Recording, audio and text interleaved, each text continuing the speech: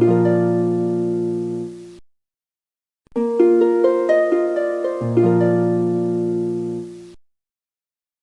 everyone, welcome to my channel. In this video we are going to learn about the priority scheduling algorithm, and the criteria for the priority scheduling is priority only. So each process will be given certain priority. So based on the priority, the process is allowed to execute by the CPU. And here there are two types of modes in the priority scheduling algorithm, that is the preemptive mode and non-preemptive mode. Okay, so that is preemptive and non-preemptive. First of all, we are going to check the preemptive version of the priority scheduling algorithm. Okay, so here, so the priority will be given for a process ID such that the process with the higher priority is given the greater with it is represented by a greater number, and the process with the least priority is represented with the least number. Okay, so here P4 is given the higher priority and P1 is given the least priority. Okay, so now let us solve the priority scheduling algorithm. Okay, so first of all, so this is a preemptive priority scheduling algorithm. First of all, we will go with the we'll go with this example. Okay, so here in the priority scheduling algorithm, so we are going to execute the process with based on the priority, given priority, except for the first process that enters the ready queue. Okay, so for the first process that enters the ready queue, we are going to take it by the arrival time. So after that, so we are going to execute the process based on the priority. And here also, the since the mode is preemptive, so we are going to execute each and every process for a particular amount of time quantum. So here I am taking the time quantum as 1, and we can take the time quantum as more than 1 also, like 2 3. If you take like that, you may skip some of the, I mean, you may misplace the priorities here. Okay, so you may miss some priorities, or else you may execute a process with the least priority than the higher priority. So that's why, so we are going with the time quantum 1 for executing the process. Okay, so here at the arrival time 0, so 0 I am checking here. Okay, so at the arrival time 0, so there is no process that arrives to the ready queue at arrival time 0. So 0 to 1 is the ideal time. Okay, so it is the ideal time.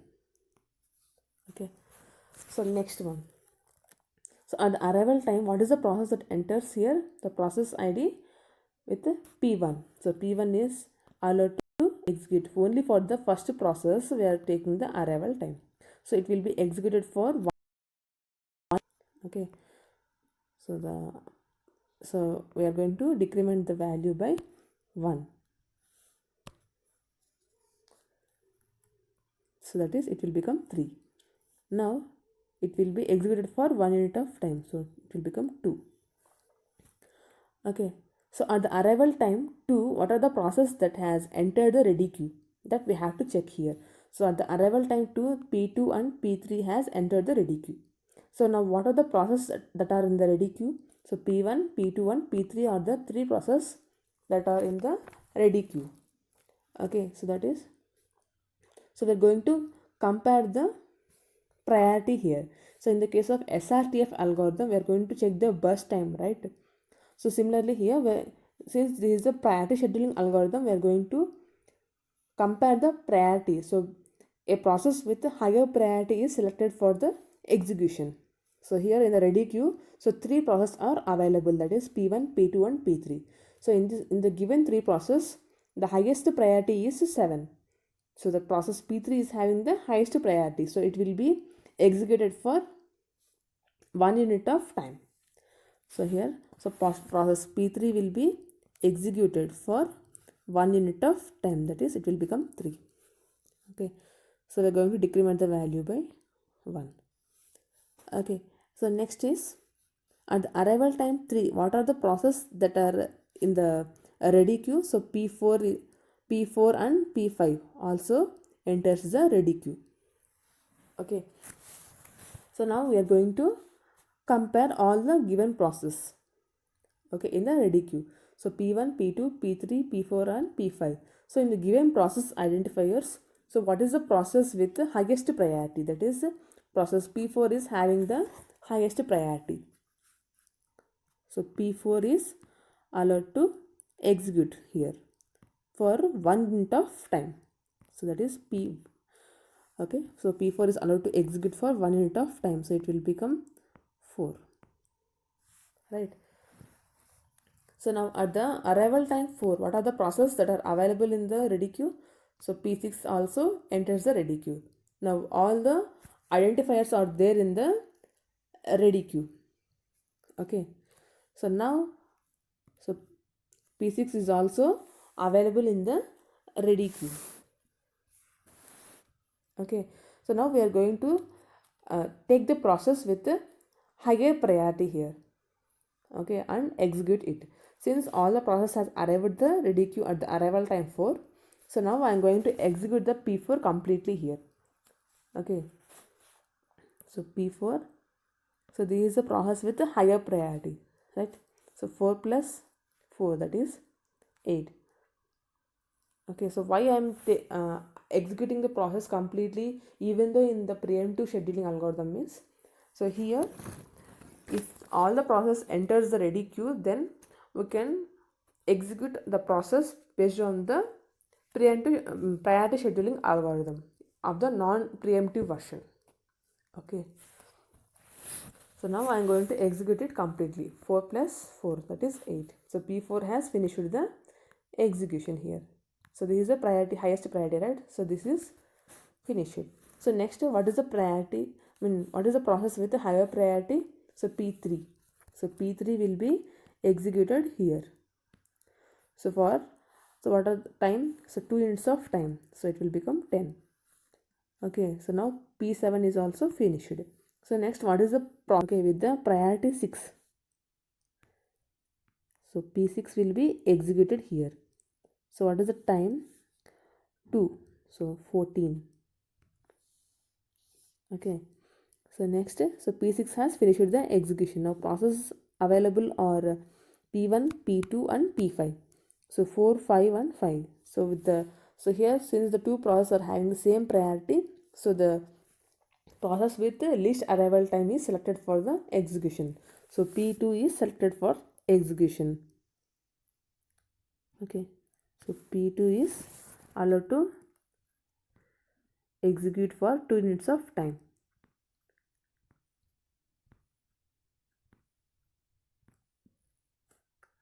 Units of time, so it will become 16.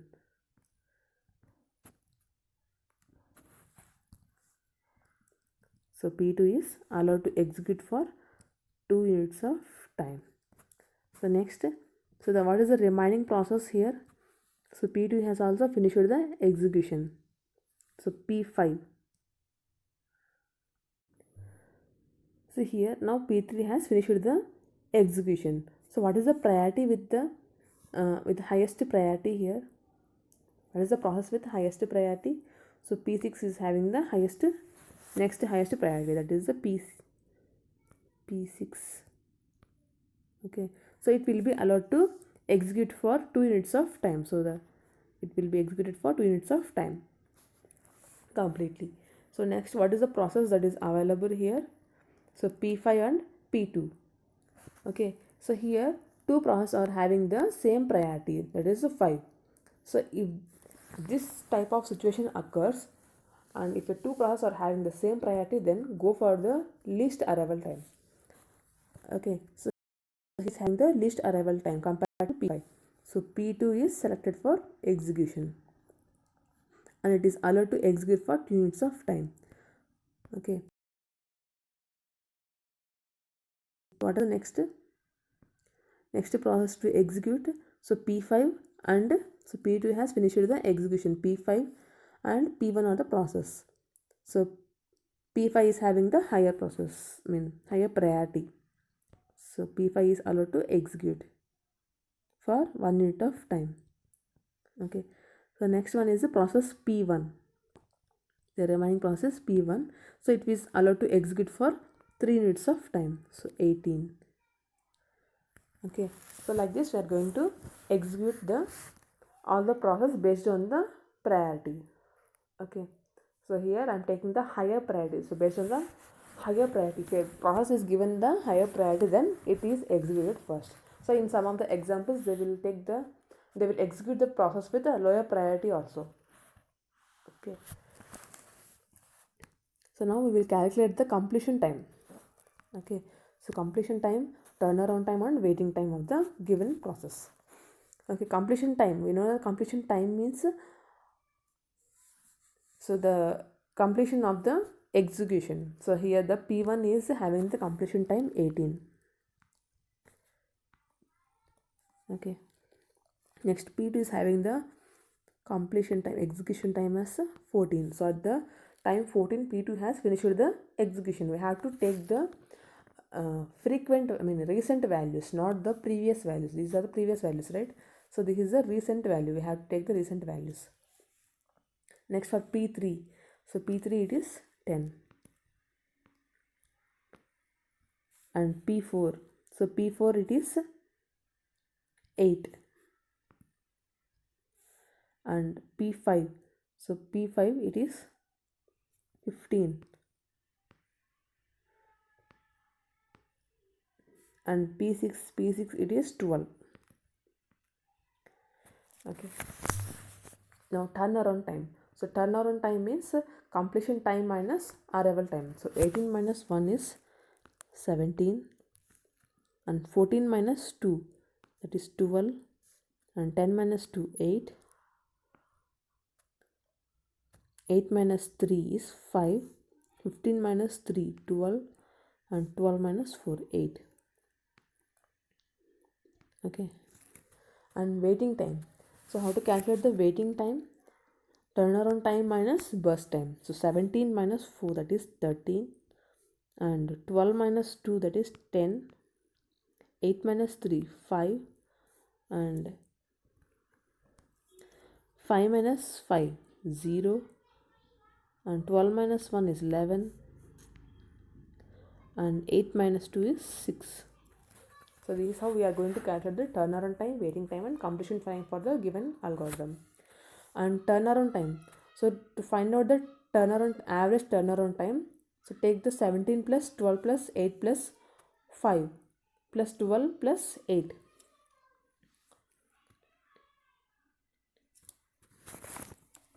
Okay, so 20.